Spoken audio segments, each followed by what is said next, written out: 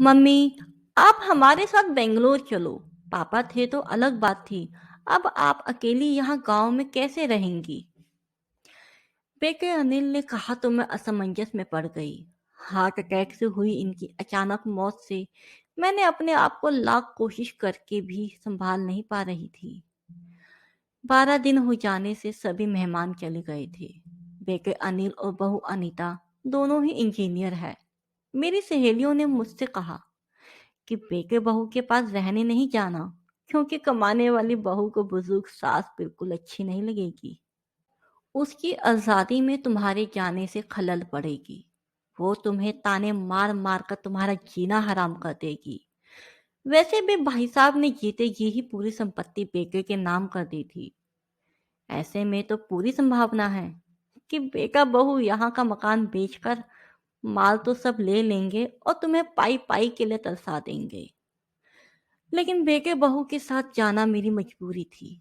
60 की उम्र में अपने घुटनों के दर्द के कारण मैं अपनी किराना दुकान चलाने में असमर्थ थी। 12 दिन के कार्यक्रम का पूरा खर्च बेटे ने ही किया। लेकिन छोटे मोटे खर्च के लिए बेटे के आगे हाथ फैलाना मुझे ठीक नहीं लगा। और जो थोड़े बहुत पैसे हमने जमा कर रखे थे वो खर्च हो गए। अब हालात ये थे कि मेरे पास 100 रुपए भी नहीं थे। इतने में अनीता ने कहा, मम्मी जी, बताइए कौन कौन सी साड़ियाँ रखनी है। मैं आपके सूटकेस पैक कर देती हूँ। अनीता के ऐसे कहने पर मैं कुछ बोल नहीं पाई और चुपचाप इन लोगों के साथ बेंगलोर आ गई। अनिल और अनीता दोनों ही मेरा पूरा पूरा ख्याल रखते। सभी साथ में ही खाना खाते। अनीता मेरी पसंद के हिसाब से खाना बना देती।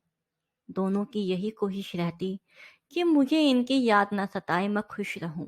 8 साल का पोता चिंटू तो दादी माँ कहकर मेरे आगे पीछे घूमता रहता। कोई भी चीज के लिए बोलती तो वो चीज मुझे बराबर ला कर दे देता। ये सब देखकर मेरे मन को बहुत शांति मिल रही थी। मैं सोचने लगी कि लोग बेवजह ही आजकल के बच्चों को बदनाम करते हैं कि वे लोग बुजुर्ग माँ बाप की कदर नहीं करते। खासकर यदि बहू कमाने वाली हो तो सास को नौकरानी ही समझने लगती है। अनीता भी तो कमाती है, लेकिन कितने अच्छे से घर और दफ्तर दोनों संभालती है। कभी कोई ताना नहीं मारती। वो तो मुझे ही लगता है कि वो ऑफिस और घर दोनों जगह का काम कर थक जाती होगी, इसलिए मैं ही थोड़ा बहुत काम कर लेती हूँ। लेकिन बेटा बहू दोनों ने कभी भी मुझे किसी काम के लिए नहीं कहा। 1 महीना कैसे बीत गया पता ही नहीं चला। आज सबने बाहर घूमने का कार्यक्रम बनाया है। मॉल में घूमते घूमते अनिल और अनीता एक दुकान से कुछ खरीदारी करने लगे। वहां मैं और चिंटू थोड़ा आगे निकल गए। आइसक्रीम की दुकान पर चिंटू ने कहा, दादी माँ, मुझे आइसक्रीम खानी है। मेरे ऊपर तो मानो बिजली गिर गई, क्योंकि मेरे पास तो पैसे थे ही नहीं। इतने दिनों में पैसे की कोई जरूरत महसूस भी नहीं हुई थी। अब क्या करूं? मेरा उतरा हुआ चेहरा देखकर चिंटू ने फिर से कहा, दादी माँ प्लीज ले दीजिए ना। सॉरी बेटा, मैं अपना पर्स घर में ही भूल गई। मेरे ऐसे कहने पर चिंटू ने मेरी तरफ कुछ अजीब नजरों से देखा। उसे लगा कि आइसक्रीम ना दिलाना पड़े, इसलिए मैं बहाना मार रही हूँ। लेकिन मैं कर भी क्या सकती थी। मुझे अपनी बेबसी पे रोने आने लगा। मैं कैसी दादी हूँ कि अपने पोते को आइसक्रीम भी नहीं दिला सकती। इनके जाने के बाद पहली बार मैं अपने आप को बहुत ही असहाय महसूस कर रही थी। हमने बाहर डिनर किया। अनीता ने मेरी पसंद की काजू करी ऑर्डर की थी, लेकिन मुझे उसमें भी स्वाद नहीं आ रहा था। घर आने पर थोड़ी देर सभी ने टीवी देखा। अनिल सोने चला गया और अनीता चिंटू के कमरे में गई ताकि मच्छर की टिकिया लगाकर उसे ब्लैंकेट आदि देकर सुला दे। मैं भी अपने कमरे में सोने जाने लगी। इतने में मुझे चिंटू की आवाज सुनाई दी, मम्मी, दादी माँ बहुत कंजूस है। तू ऐसे कैसे बोल रहा है? हाँ मम्मी, आज मॉल में घूमते वक्त मैंने दादी माँ को आइसक्रीम दिलाने को कहा तो उन्होंने कहा कि वो अपना पर्स घर में ही भूल आई है। कितना अच्छा है ना मम्मी, कि बाहर जाओ तो पर्स ही साथ में ना ले जाओ, तो कुछ खर्च ही नहीं होगा। कंजूस दादी माँ। ये क्या है चिंटू? दादी माँ के लिए ऐसा बोलते वक्त तुम्हें जरा भी विचार नहीं आया? क्या तुम उनके दुख को समझ सकते हो कि वो फिलहाल कितने दुख में है? दादी माँ को क्या दुख है? बेटा, अभी तक दादी माँ और दादाजी गांव में एक साथ रहते थे ना। अब अचानक दादाजी हम सबको छोड़कर चले गए हैं। जिस व्यक्ति के साथ हम 24 घंटे रहते हैं, साथ में उठते हैं, बैठते हैं, साथ में खाना खाते हैं, अपना दुख सुख शेयर करते हैं, वो व्यक्ति अचानक हम सबसे बहुत दूर चला जाता है तो कितना दुख होता है। ये अभी तुम नहीं समझ सकते। सोचो, अचानक तुम्हारे मम्मी पापा तुमसे बहुत दूर चले जाए, इतनी दूर कि कभी वापस ही ना आए, तो क्या तुम्हें दुख नहीं होगा? नहीं मम्मी, मैं आप लोगों के बिना नहीं रह सकता। हम्म, फिर सोचो, दादी माँ दादाजी के बिना कैसे रह रही होंगी।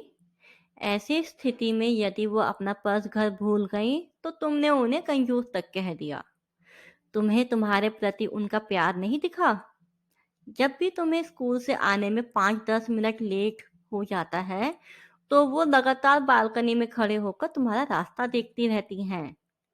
उस दिन उनके घुटनों में बहुत दर्द होने के बावजूद तुम्हारे कहने पर उन्होंने तुम्हारी मनपसंद मेथी मटर मलाई बनाई थी।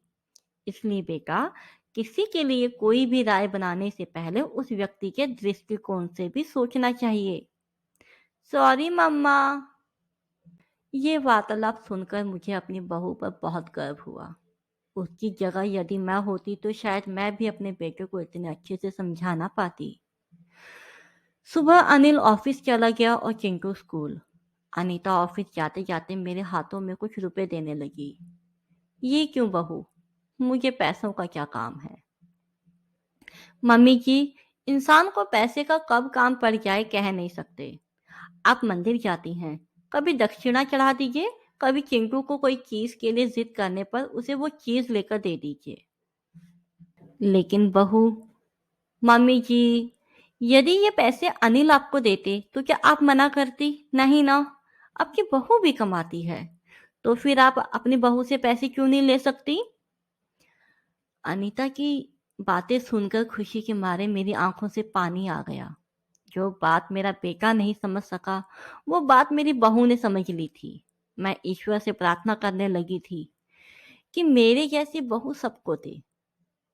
लोग बेवजह ही कुछ कमाने वाली बहुओं के दुर्व्यवहार को देखकर सभी कमाने वाली बहुओं पर लांछन लगाने लगते हैं कि वे तुनक मिजाज और घमंडी होती है। सास ससुर उनको बिल्कुल अच्छे नहीं लगते।